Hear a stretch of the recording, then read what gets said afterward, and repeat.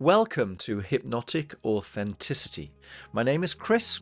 I'm a practical, grounded hypnotherapist. I'm based in Switzerland, and this is a space that I have created to foster a genuine sense of inner settling. A place to harmonize with yourself and bring about the improvements to your well-being that, I don't know, maybe perhaps you thought were literally impossible. So my episodes are an invitation to reconnect with all that is alive inside you, to examine the stories that you live your life by, and to maybe soften the edges of what it is that you believe yourself to be in order to create a bigger, broader, more expansive sense of your personal agency and your personal understanding. So I'm going to be talking about identity, about existence, about self-resonance, self-harmony, about authenticity. And that'll all be wrapped up with a sprinkling of hypnosis or guided meditation to help you settle, to help you align and return to yourself. So if you're ready, take a breath and let's begin. I'm going to do a video today on ways to help you maintain yourself on track, knowing in the direction that you're going and being able to notice inside yourself when you're on and off track. So if you feel as though you've lost your internal compass, this is what this video is for. Because I found myself in a state like this. And the thing is, when you have lost your internal compass, sometimes it's pretty hard to realize. I don't know if you've come across this theory of, it's a metaphor, it's called internal family system. The idea is that we have like a multitude of people inside of ourselves, all with their own motivations, all with their own objectives, all with their own fears, their own sensitivities, and they're all spratting around inside of our head like they're the citizens of a city. Some are really old, some are really young. They're all at different stages of internal development. They all have their skills, their fears, their wants, their needs. Ultimately, they're all pure. They're all there in aid of your, let's call it your higher self, in aid of yourself. But they have each individually picked up ways to protect you, okay? And in internal family systems, what they do, they divide this into exiles, into managers, and into firefighters. So basically, the exiles are the ones that we just kind of desperately want to send away. So that, you know, the unforgiven parts of ourselves, the shameful parts of ourselves, the ones that, God forbid, if we're to expose our truths in public, we would ourselves be sent into exiles. The managers are the ones that, on a day-to-day basis, suppress the exiles. They suppress the dangerous parts of us to make sure that we get on in the world, okay? They're the ones that kind of have this background, ever-present sense of control of us. And then the firefighters are the ones, just like real firefighters, who leap into action whenever there is a moment of utter emergency. Now, if there are parts of you that are exiled, okay, that you really, really daren't expose, that are, to all intents and purposes, dangerous elements of yourself, and so you're repressing them. And if your managers, and there might be a multitude of your managers, if they do this really well, might not even be aware, right? This might be so well habituated that you simply aren't aware they're operating, okay? So you might find that the managers are doing their job so well that the avoidances that you are avoiding are way outside of your conscious mind, but they're there. Now, if that's you, if you think that for whatever reason you're just not getting on with whatever it is you want, but you feel kind of numb about it, it might be that your managers are doing a really good job. But if they are, the things to look out for are the gifts when your firefighters arrive, okay? So if you're suddenly having a conversation with someone and they provoke you in some way. There is a trigger. There is something that makes you go, oh, I am not going there. Okay. And you urgently, immediately send them off track. That's your firefighters. Okay. It's easier to notice your firefighters because there is a spike of adrenaline. There is a spike of fear, and something clamps down to make sure we don't go any further on that. So if you notice those moments and then you instantly push them away, pay attention. Why am I talking about that? Because when there are elements of us that we repress, okay, these exiles in the story of IFS, well, there's a number of ways we can do it. Okay, we can do it with medication. We can do it with alcohol. Okay, we can numb ourselves chemically. We can do it through our managers. But the way they do it is by numbing our sensitivity to ourselves. We can do it by having a general sense of stress about us at all times so that we can't go down those routes. We can do it by constantly avoiding ourselves, by doing things to excess. If you do anything to excess, question yourself what's going on there. It might even be just going out a lot. It's kind of a way of avoiding yourself. But the end result is that there are thousands of opportunities for us to numb our sensitivity to ourselves in order that we don't feel those exiled part of us. So in order that we feel safe. But the end result is that we numb our compass. We stop noticing our feelings, like most of our feelings. We become so good at numbing our feelings, it's very tricky to know who we are anymore, because it seems as if we get our sense of identity from our feelings, and they truly do let us know when we're on and off track. So if we're numbing ourselves against these exiles, these shameful elements of ourselves, the parts of ourselves that we dare not expose, that we dare not even expose to ourselves, okay, because it will make us unstable. The way we do that is by numbing everything. So we kind of throw the baby out with the bathwater. And the reason I'm saying all of that is perhaps that is the reason why you're not starting whatever it is that you want to start.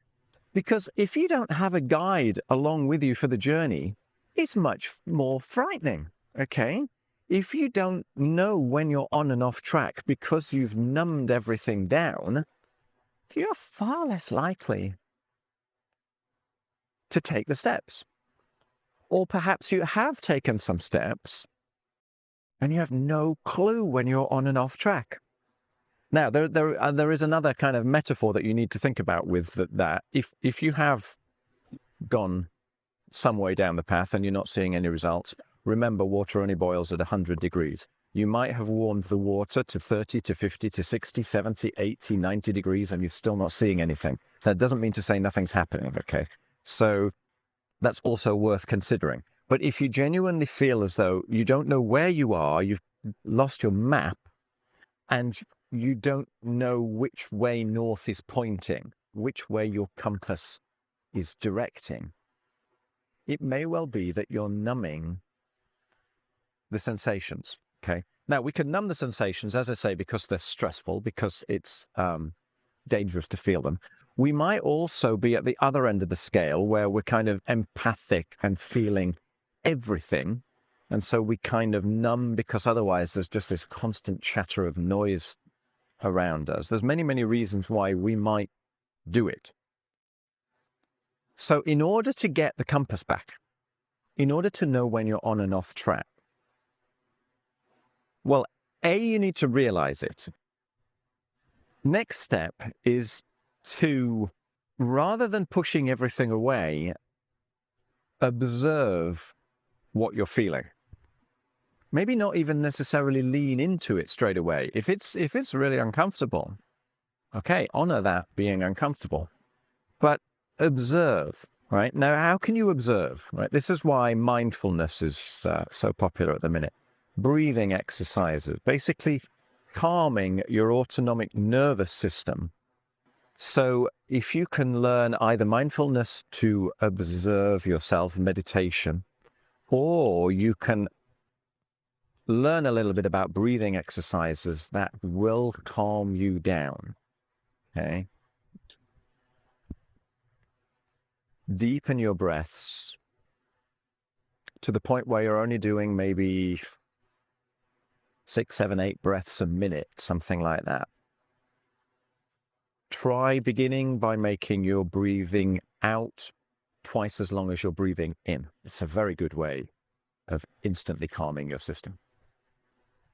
Negotiate ways within inside of you to permit yourself to calm down momentarily and then observe your feelings.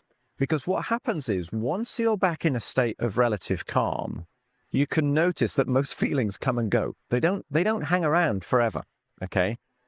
And so similarly then, when you start to do that, when you can start to place your feelings and notice their transitory nature, and maybe even start to observe how they interrelate with each other, maybe you can even spatially locate them. You can identify them in your body. You can actually point to the place where they are in your body. Or you can notice when you think about them where your eyes are going, which part of you that you're looking at. Are they up here, or are they really deep in your gut, sort of thing? All of that observing is getting you back into trusting the feelings. And that's how we retain or regain our sense of ourself, our sense of our identity. It comes from our feelings. So effectively what I'm saying is, if you're too much in your head, you need to permit yourself to be back in your body. If you're an overthinker, I was one of these people who used to think my brain was simply transported by my body. Not like that at all. We learn who and what we are and what we resonate with and what we don't from our feelings. They are felt in our body. It's absolutely essential if we want to know whether we're on and off track, that we engage with our feelings, which means, unfortunately, engaging with all feelings. So we have to trust ourselves. And the way to trust yourself is by learning how to calm yourself down so that if a difficult thought comes up, okay, I can calm myself down, observing that all of the emotions are transitory, and therefore getting to the point in your mind, to go back to the beginning of the story, where we can start to manage the multitude in our head. Imagine a city that has no government. Imagine a family that has no family head. Imagine any system. It needs a set of rules by which to run it. Now, normally in our head, what happens is that we tend to identify more with one or two of these personas running inside of ourselves. They tend to become dominant, and we tend to exclude or quieten the others. When you permit yourself your whole range of emotions, you're more likely to permit those quieter voices to express themselves. So what I'm saying is, by trusting yourself, you permit all of the stories to exist, and therefore all to have a voice. You can stand in front of the dominant voices and say, okay, all right, I've heard you. Would you just sit over there for a minute and let's scan the terrain. Let's see what else is going on inside of me. Let's invite other voices.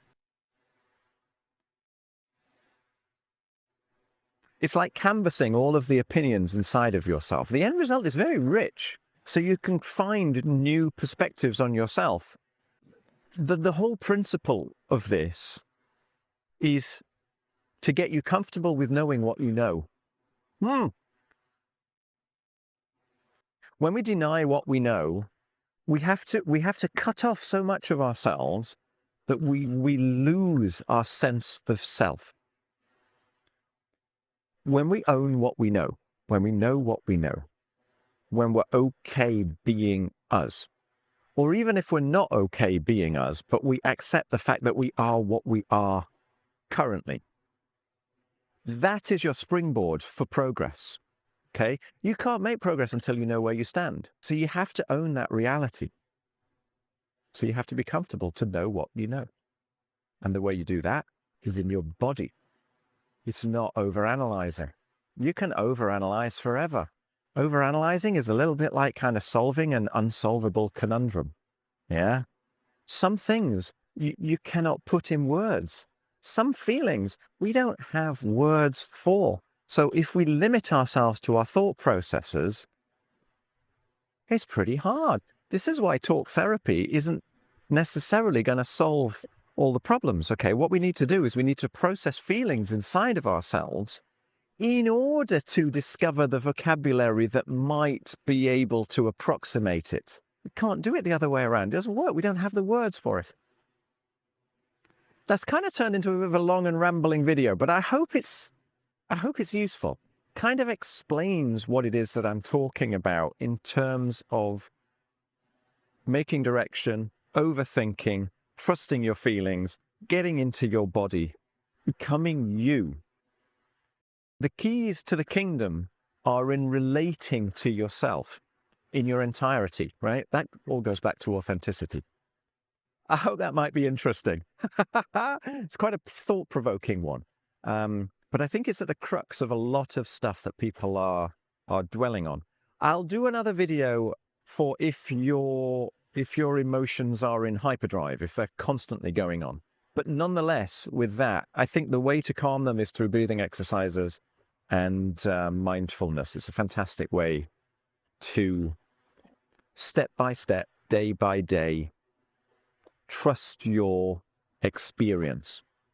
Ultimately, we're all working on the ways that work for us. We're already efficient, good machines. It's just that we've learned habits that were relevant in the past that aren't necessarily relevant today, but they keep on running in the background.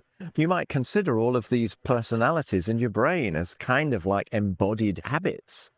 It's just a metaphor, but I find it a very useful metaphor. I hope that's illuminating.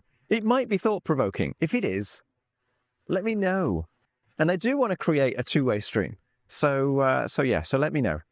Maybe have a look at the archetypes video as well, if this resonates with you, because that might as well. Effectively, the whole thing is stories running inside of our head, but when we embody these stories with significance, they come to direct us. Take care. Thank you for joining me today. I hope you enjoyed the episode. If it resonates with you, then follow my podcast. I would also personally be really grateful if you might wish to leave a quick rating. It genuinely helps others to discover the podcast. If you personally would like more guided meditations, you want some deeper insights, you'll find all my links in the description.